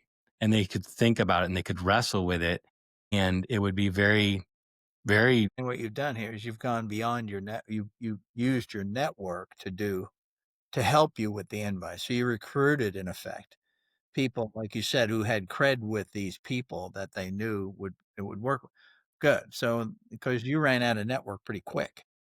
I had a I had a big network, but I had no trust. I hadn't established no trust or Exactly. discipleship. You didn't have that kind of relationship with them. Right? I get it. Okay. Wasn't No, it wasn't a big complicated thing.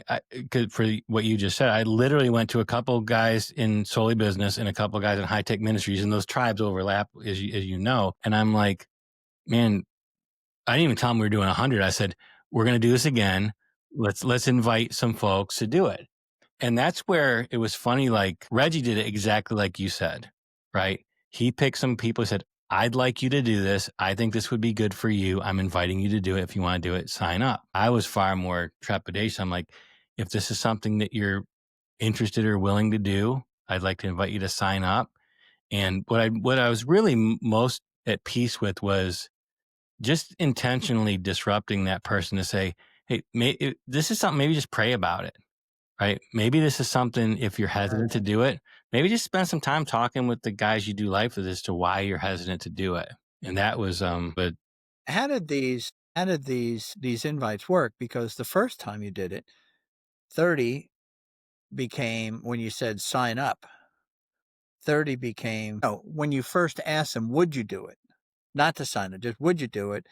It cut your sample in half. You went from 30 to 15. Then when you said sign up, yeah, it went down to 7. yeah. So it halved and halved again, okay?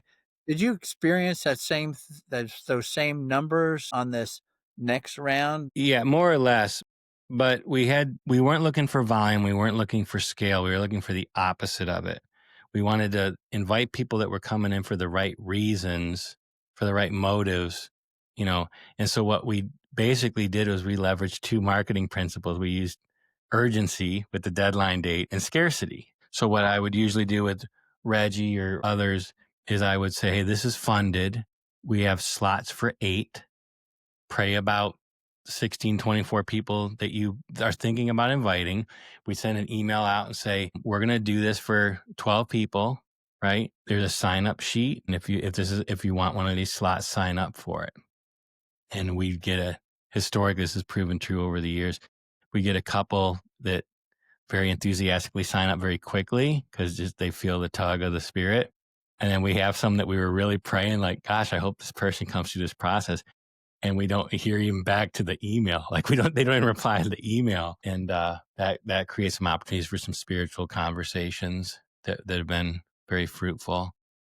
But But you yeah, got you got the 8 or the 12 that you were looking for. yeah, typically we'd be patient. Other times, like with high tech, for example, or other ministries like that, we would we would make a corporate announcement to like 100 people in the room, and we'd scarcely get 2 or 3 people to sign up, right? And so it never tended to work too well doing like a corporate invite. It usually, like you'd expect, would be like a one-to-one invitation from someone that they trust. When did this, to kinda short shrift this just a bit here Mhm. is, when did this actually turn into, "I guess this is what I'm doing"? Yeah. So when I made the decision to self fund using God's money enough to do 100 stories, Yeah. I said, okay, this could take a significant amount of my time. I was doing freelance internet marketing consultant. I had about 4 or 5 clients, and slowly and quite easily, in terms of my decision, I just started letting one client at a time go. I didn't need the missional support at the time because I had money in the bank from the business sale. But when I let my last client go, I realized if I keep doing this, my checking account's going to dwindle to nothing. Maybe I better start thinking seriously about being willing to accept money if someone's willing to sew in for their story. But it wasn't too long in it. I'd say about 2 years in, so around 2013, I realized I was spending about 80% of my time on this ministry, and I had one client left, and we had a difference of opinion. So I said, I kind of made another deal with God. I said, God, I'm willing to do this until anyone else starts to do this, right? Because I just believe as a follower of Christ that this is important enough that at least one person should be trying to work on this problem. So I'm going to do this full time, and so by 2013 I'm doing this full time. And Were you able to reclaim that income that you had given up through a nonprofit like this? yeah, yeah, I mean we can get into the numbers more specific if you want, but I don't basically, wanna get into specific numbers. I just wanna just generally speaking, yeah, you're letting go of clients. The first 7 some of them wanted to give you money. You didn't take the money. no, Then because, I'm not in this thing. I'm just kinda doing it, right? right, Because I'm supposed to do it. But at some point, you wound up it got very serious because you do have a wife and kids, and you do have to make money. You got house payments, you got all that. And you just felt like, "Okay, I need to start fundraising at this point, and will anybody support me?" Because you didn't know. It's one thing to somebody to say, "Well, I'll write you a check for $100 because I really appreciate it." Well, that's not gonna float much. well, what's Okay. interesting is the way that the transition happened was pretty cool because about the time that the money was my burn rate was kicking in from my savings was about the time that I had to swallow my fear and my pride of being willing to accept money to do this. It wasn't because I don't think like I was too proud to take money. It was like, God, I really don't want to start an organization that does this. If I do this, it's going to become a job. And it was really just a passion. But I overcame the pride and the fear. And what was funny was the next time that people came in, sorry, maybe say that the second and third filming dates, those that asked the question, I want to pay for this. I'd said, I'm not going to let you pay for it. But in the spirit of the Chick-fil-A pay it forward drive-through model, if you want to pay it forward for others, that would be wonderful. You can do that. And that second group ranged from somebody literally writing me a check for $50 thinking that it somehow covered the cost to someone writing a check for $5,000 and saying, I know this doesn't come close to the value that you've provided, but I hope this can help your ministry. That's interesting. And Okay. so, well before the $10,000 that I initially sewed into the business account of the ministry exhausted, there was multiples of $10,000 in the ministry account. That's great. Yeah, it was That's a good to know. That's loaves of good to know. fishes. Yeah. So then, now thanks for sharing all that. Yeah. Thanks for sharing all that, and I think this is I'm sure people are listening to this and saying, "Oh god, I hope Todd doesn't call me and ask me to share my story," right? So, what did you find when you've asked so many people? What do you find that are sort of the what I would call the 3 for those who have said no, what are the 3 reasons, the 3 major reasons? There's always 3, right? So what are the 3 major reasons that they have for saying no? Now the ones that they will tell you, which is the one you have to go with, Yeah, that's good. the ones that, I'll just say, like, Reggie and I heard these 3. "I don't have time to do this. Most popular. I'm too busy to do this." That's number I'm 1. too busy to do this. Okay, good. Okay, Coming into a close second is, "I share my story all the time. Why should I do this?" good. Okay.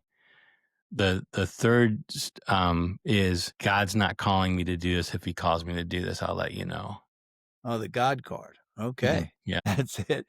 Yeah, there's no, getting around that one. So, it's, um I'm just thinking when you said the second one, I think that was my reason. Mhm. I'm sharing my story all the time, why should I do this, I've been recorded, here or there or whatever. That's interesting.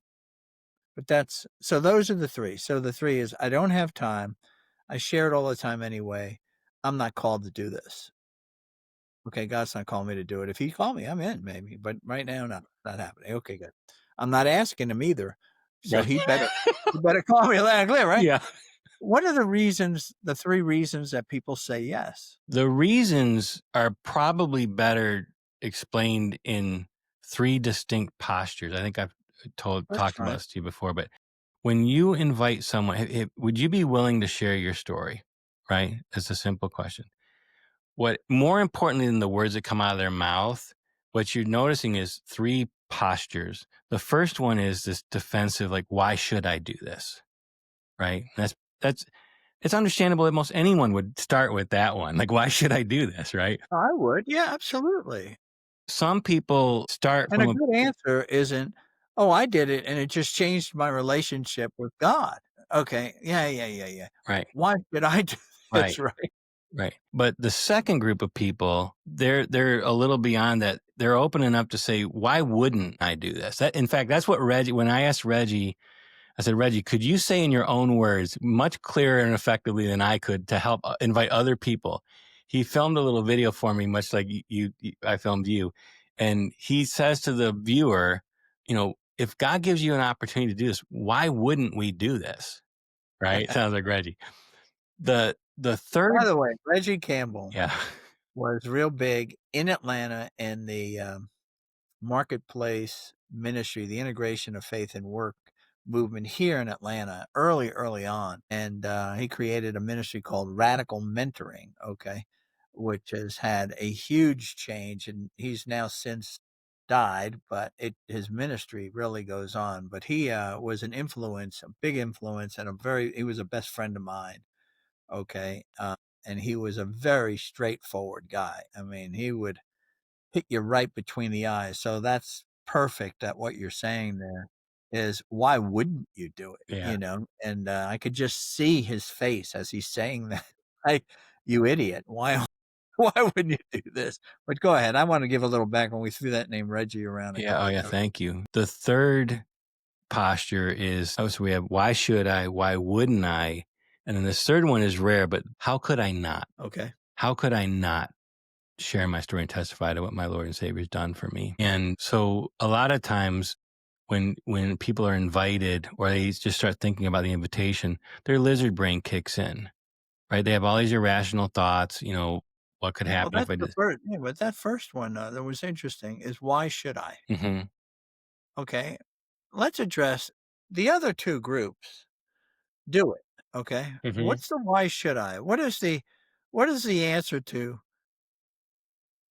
Todd, why should I do this? The answer that I'm going to give you is going to either piss you off or anger you or frustrate you a little bit. But my most heartfelt answer to that question is to ask them to ask the Lord that question. Because I, I, Okay. I really believe that if How did in the beginning, when you would get this question, "Why should I?" What were some of your answers before you got to I think your answer, by the way, didn't piss me off. I think it's a very good answer, okay? But we don't first get to that answer.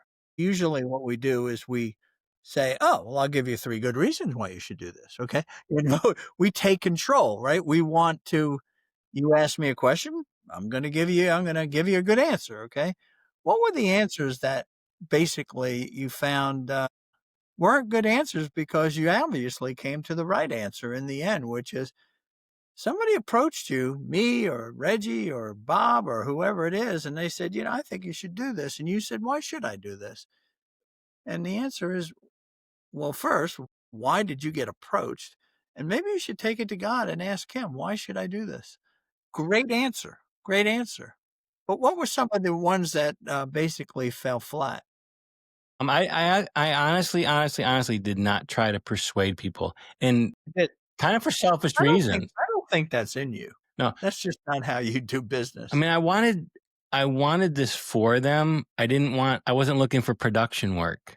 In fact, like, it takes an enormous amount of time to help someone through this process, frankly, I said that it feels a little bit like what it might look like giving birth to a story. It's the same thing helping someone. It's hard spiritual work. Well, I don't understand that. Okay. And here's why I don't understand it. Because if the methodology is really the one that you copied from North Point, Mhm, basically what they did, you talk about how much did they invest in you, that team, the baptism team? mhm, They sent you the 4 questions. right, And then you went spinning in circles for a long time. And then mhm, you finally asked God to take the pen and write it, and it was written out, and you mhm, sent it back, and you said, "Thank God they didn't correct too much of what God wrote down." mhm.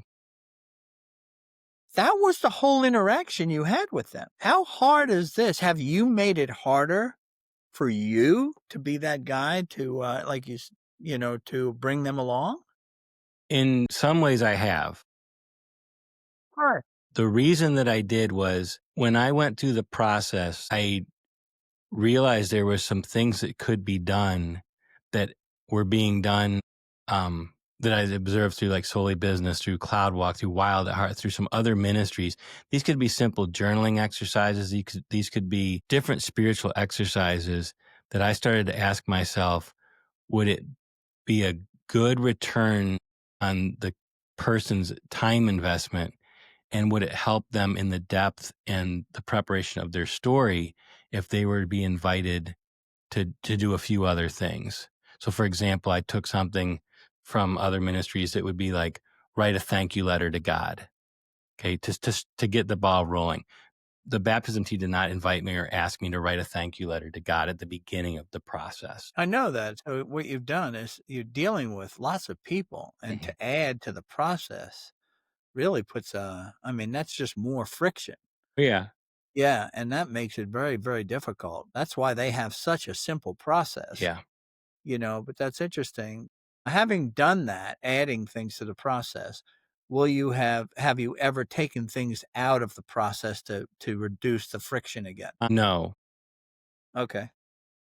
Part of my personal practice is that I keep the stories relatively short to allow for other sorts of. So I'd rather take someone on a journey that helps them go deeper with the Lord and yet keep the content, the body, the length of the story manageable. Yeah. You gotta be careful that you don't get too far. You want it to be a blessing to them, Hmm.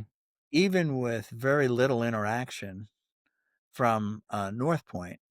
Look at the impact it had on you. So it's sometimes you got to be careful that you don't cross the bridge and all of a sudden you're discipling people. You Yeah. follow me? You got to remember what I'm trying to do is to just get them to share their story. Hmm. So it'll be interesting to see where you take it as you go forward. And I know that now you've now brought the ministry instead of asking people to go to their pastor. I think you've kind of moved into a direction where it might be better if I ask their pastor. Is that something that's happened as you've, continued to develop the ministry? Well, what I learned early on was that God didn't ask me to produce a bunch of stories, and it wasn't my mission or calling to do so. And yet the gap still exists, right? There's not a lot of people that have time and willingness at these churches or even these parachurch ministries to capture people's stories. And just to be clear, it's like if it was just capturing people's stories that were prepared and wanting to tell their stories, it isn't complicated. But the majority of the people that I invite and serve are candid enough to say, I'm struggling with this. I'm hesitant. I'm frankly unwilling. Lord, help me be willing. And I kind of pushed back in my mind a little bit when you said this isn't, you don't want to cross into discipleship. The essence of this ministry is discipleship, right? The evidence of the ministry is a beautiful short story that someone can share with their family and friends. One of the things that I see is that of the 7, you ask them all to approach their pastor. Hmm. And the reason pastor or people that they know, right? And the reason that worked is you leverage their credibility and relationship with those people. And that seems to be the heart of the invites is you don't to where from where you are, it's really you really want to leverage off of people you have relationship with that they then have relationship with others and they get invited that way. I'm sure that that's been a lot of it is what's been going on. Well, the other thing is, remember, I never set out to start an organization, and I definitely didn't start out to build or scale a video production business. So you think about it through God's grace and just some tenacity. I've filled about 6 or 7 hats on an org chart that the church had done for me. You got Yeah. administration, you got encouragement, you got helping them edit their story, you got walking with them to memorize their story, you got filming and logistics of the filming date and editing Hey. it and publishing it. So I knew going in. I mean, this is what I told all my early ministry partners. This isn't scalable, right? It's just simply not scalable. Right. And what I started asking myself growing up in the Methodist church, ringing handbells, working in the kitchen, it's like, if this ever became important enough to a church or a ministry, you may not scale it, but you certainly could do this for several more people if you actually had a team working together to do it. Yeah. So a lot of the work I'm doing now, So what you're saying is you could pass it on. I think it's replicatable. That's it. Yeah. Right. And that's the innovator in me is constantly thinking like, how can you break down this process and this journey in such a way that you could share the load amongst a group of people that actually would quite enjoy being of service and having their services unto the Lord be helping people tell their story. Our community is filled with lots of businessmen that would always fancy themselves a filmmaker that have never gotten a chance to touch a camera at their church, right? So Wow. Well, this is so. All right. Let me ask this before I wrap up. Is are you still? I know you didn't start a video production company, but are you still open to doing what you would originally done, or which is to invite people to tell their story? Okay. Or have you moved on to now in this replication more business where you're actually trying to put this what you've learned into different churches so that they then can do what you used to do? I don't know where you are. I Okay. am willing and ready to resume doing what I've done for 500 people. I'm just not going to fire up the barbecue pit by myself and do it all by myself. So I'm waiting for a tribe or a parachurch ministry or a church to say, we want to do something like this. Can you help us do this? And to that, I'm ready to roll up my sleeves and serve. To serve, to pass it on to them, Yeah, to pass on replicate. knowledge. But if somebody comes to you and said, "Do you still have people or dates where you will actually have like 4 dates a year where people could come in and tell their story, or have you not done that anymore?" I have chosen to not pursue that, but in the Okay. last couple of years, some 1 or 2 people a year will pursue me, and they'll say, "Would you be willing to help my friend tell their story in your studio?" And I pray about it, and I always ask 2 questions. Is their church willing to tell their story for them? Like, because Yeah. if they are, have them do it, and they usually are kind enough to at least ask that question and say that my church said they don't have the time to do it, and I say, "Okay, I'll do it." That's on that's on a case by That's case not what you're basis. doing now anymore. I Right. get that. Okay, that's clear. So with where you are now, how might me or other people help you, Okay. okay, in this next phase of stewardingstories.com? How do we get to that next how can we help you in this next phase? So thank you for asking that. So what I had to do, and it was not easy for me to do, I had to get real and I had to take an inventory like, God, what did you actually call me to do? What was the actual burden you put on my heart? Right. And he reminded me, and this is very vivid, Charlie, the discontent that I felt at the beginning was this question that I had. And it was like, if we got all these testimonies in people's hearts and we got all this equipment sitting around, why are we doing such a poor job of stewarding these stories? Yeah. Right. And I've often heard like when God puts a word in your brain or your heart that would never come from you, it might be from him. So I wouldn't use that word stewarding in my own natural language. It's a foreign word to me. But the question that I believe the Lord's asking me to ask others is if testimonies are as valuable as we say we are, we got all this technology, why aren't we doing a better job of stewarding our stories? It's a question to the individual. It's a question to maybe their tribe that they lead or that they believe in. So I went back to the basics. I wrote a short little invitational book. It's called A Sacred Invitation to Story Stewardship. I'm offering it absolutely free on the website. Just give it away, distribute it. And it's really just meant to in the way you've invested 2 hours here, just invite people to spend 10 minutes with this writing and ask God, is there something in here that you want me to know? For some, it might be, man, I have a story that God you gave me, and maybe I can pray about doing it. The other thing that I'm inviting and asking people to do, which is a big help, is at the same website, stewardingstories.com, I have a survey. And all it is it's a digital, convenient, efficient version of all these thousands of conversations I've had with like, hey, if you had the chance to tell your story, would you be willing to do it? If so, why or why not? And so we've had thousands of people take this survey, and it's a way for them to take a non-evasive, simple step and just personally start thinking about their own story. Well, what do I do? So if I read the book Hmm. and I'm convicted, okay, or if I take the survey and I'm convicted, okay, it sounds still like you're on the original model. What do I do if I'm convicted? Where do I go with that? Because I really now want to explore telling my story. So where do I go? You're not doing it anymore. So who do I go to? This is the question I'm asking. How might we Yeah. help you? So So where do I if go? somebody gets to that point, Yes, my email's in the book. My emails will be in your show notes. Absolutely call me and I will personally help you take a step towards telling your story. There's two things I didn't tell you that hopefully will give you some excitement, encouragement.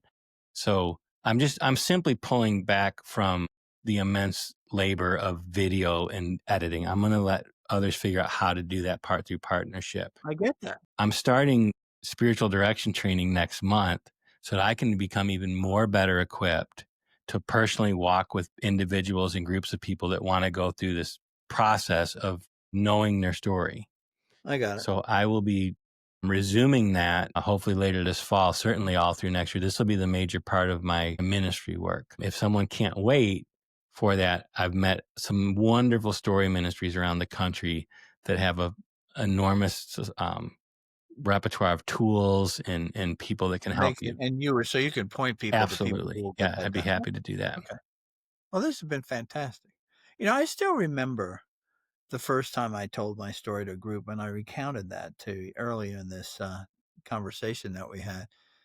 And I'll just tell, to those of you who are listening, Todd's right. I mean, it did. It changed my life. I started to walk with Jesus. I felt like I realized by putting my story together that he was always in my story. I just never knew it. And by putting my story together, it just became clear how much he did love me and how much of a relationship that we've had all along, him deeper with me than me with him. Okay. But I finally got there. And there's something else about having told my story now multiple times in multiple venues is as I get older and older, now at 72 years old, I find that my story, particularly after I came to Christ, have become a series of miracles. In other words, the story has actually gotten much better, much more interesting, on how it works. So, Todd's right. You need to listen to Todd. So, if you're ready to tell your story, call Todd, write to Todd, it will be in the show notes. He's at Todd at Stewart. stewardstories.com, and we'll kind of go from there. But thanks for listening. I appreciate it. Todd, thank you for being my guest on this show. And I hope that more and more people tell their stories. And thanks for your kindness to me and giving me all this kind. You're wonderful. Charlie, I was encouraged and appreciate your time. I have one final prayer request pushback. To those that are ready to tell their story, call me if you want to call me. I want to hear from the people that are unwilling to tell their story. If you're candid enough to acknowledge that and admit that, I would love to talk with you about this. Wow. So you want to hear from people who will tell their story and those that are willing to tell you they won't tell their story. My Yeah. heart's for the That's people. a that's a tough call because that says, well, maybe I am open to telling my story. But we'll see how it goes. This has Yeah. been really great. Thank you, Todd. Stay Thank you. on for me, will you? Yeah. I Thank you, appreciate it. brother. Thanks for